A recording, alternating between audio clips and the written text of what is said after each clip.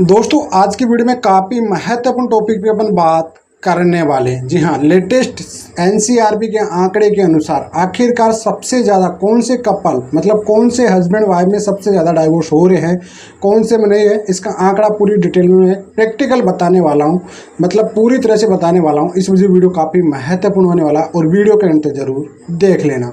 तो चलिए दोस्तों, नो टाइम पास नो बकवास, सीधा करते हैं काम की बात। मैं हूँ हंस। सेकंड बात दोस्तों, कमेंट में नंबर ना छोड़े, अगर आप मुझसे ही बात करना चाहते हो, डिस्क्रिप्शन पूरी डिटेल होती है, अपॉइंटमेंट बुक करके आप बात कर सकते हैं। जी हाँ, अब देखिए आपको लगता होगा कि साहब आज की डेट पे एडल्ट्री का मामला सबसे ज़्यादा बढ़ रहा है, ठीक है। दूसरा एक और आ जाता है कि साहब नहीं, एडल्ट्री से ज़्यादा माँ का रिमांड बढ़ रहा है, ठीक है, बहनों का रिमांड बढ़ रहा है। तीसरा आ जाता है कि साहब केसों की धमकियाँ देती है, झूठे केस करती है, इस वजह से तलाक बढ़ रही है। लेकिन ऐसा नहीं है।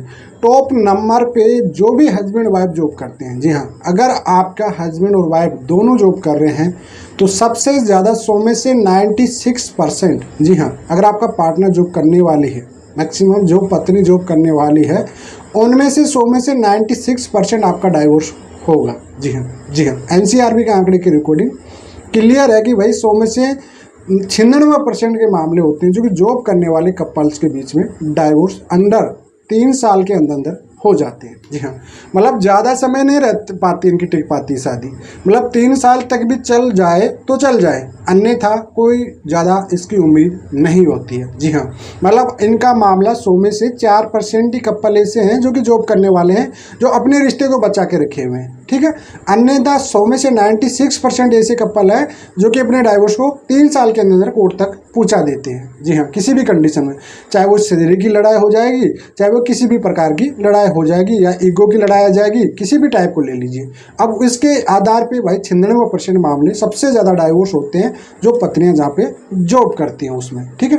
पहला आपको समझ में आ गया होगा। अब इसका कारण आप समझ सकते हो, फॉर एग्जांपल कि हस्बैंड वाइफ के बीच में सबसे ज़्यादा लड़ाई यही होती है कि जब सैलरी डिस्प्यूट नहीं कर रही है, कमा रही है, मायके पर रह रही है, साथ नहीं रह रही है, तो ऐसी पत्नी को रख के हम क्या करेंगे जी, क्योंकि वह सोसाइटी समाज से दूर हो जाता है, पत्नी मायके की तरफ ज़्यादा लगाव रखती है और पत्नी को ये चीज़ समझ नहीं आती कि मेरा रिश्ता कहाँ इंपॉर्टेंट रहेगा, क्योंकि पत्नी का लगाव 20 साल 25 साल रहती है। कई बार क्या करती है पत्नी, अपने घर वालों को लोन उठा के दे देती है, सब कुछ करती रहती है।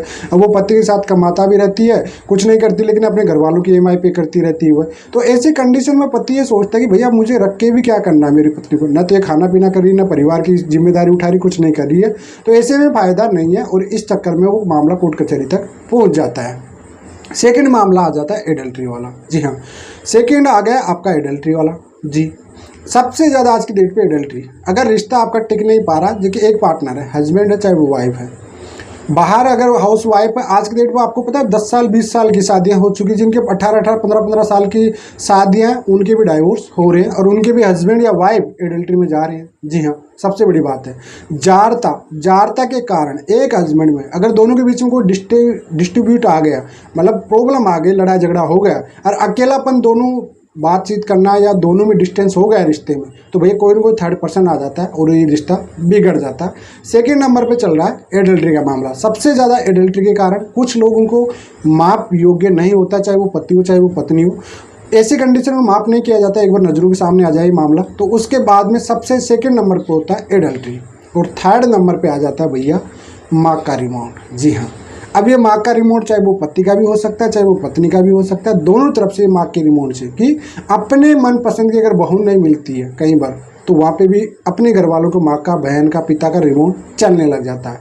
सेकेंड है उधर लड़की की माँ की अभी रिमोट हो जाता है कि भैया ईगो वाली बात आ जाती है उसी पे, तो अगर उसकी वजह से तो थर्ड नंबर पे ये हो जाते हैं।